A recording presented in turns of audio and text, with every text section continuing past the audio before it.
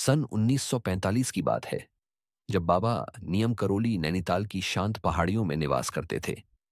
एक दिन उनके एक भक्त के घर एक बच्चे का जन्म हुआ, लेकिन यह खुशी का पल जल्द ही दुख में बदल गया, क्योंकि नवजात शिशु निष्प्राण था। वह न हिलता था, न सांस लेता था। पूरे घर में मातम का माहौल छा गया और सभी का दिल भारी हो गया। उसी समय, मानो ईश्वरीय संकेत से प्रेरित होकर, बाबा नीम करोली अचानक उस भक्त के घर पधारे। अपनी शांत और दैवीय मुस्कान के साथ बाबा एक साधारण खाट पर बैठ गए और बोले, बच्चे को मेरे पास लाओ। दुख में डूबे परिवार को बाबा की बातों से आशा की किरण दिखी।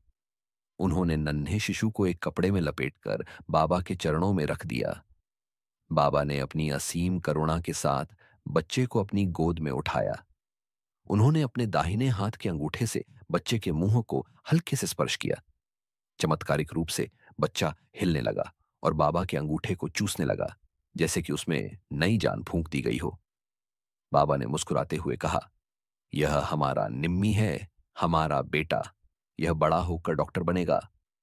उसी क्षण बच्चा पूर्ण रूप से स्वस्थ हो गया, मानो उसमें नई प्राण शक्ति का संचार हो गया हो। यह दृश्य देखकर वहां उपस्थित सभी लोग आश्चर्यचकित रह गए। उनके हृदय बाबा के चमत्कार से अभिभूत हो उठे।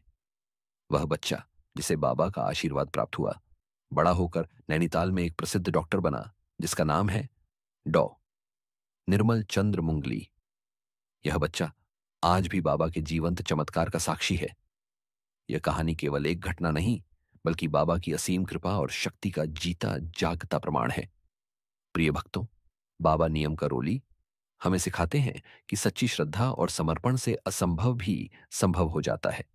यदि आप बाबा पर अटूट विश्वास रखते हैं, तो उनकी कृपा आप तक अवश्य पहुंचेगी। बाबा आपसे कुछ नहीं मांगते, सिवाय आपके प्रेम और विश्वास के। उनके हाथ हमेशा आपको देने के लिए उठते हैं, लेने के लिए नहीं। इस कलयुग में भी बाबा के चमत्कार अनगिनत जीवन बदल रहे हैं। यदि आप भी अपने जीवन में बदलाव चाहते हैं, तो बाबा के संदेशों से जुड़े, अपने हृदय से सीताराम का जाप करें।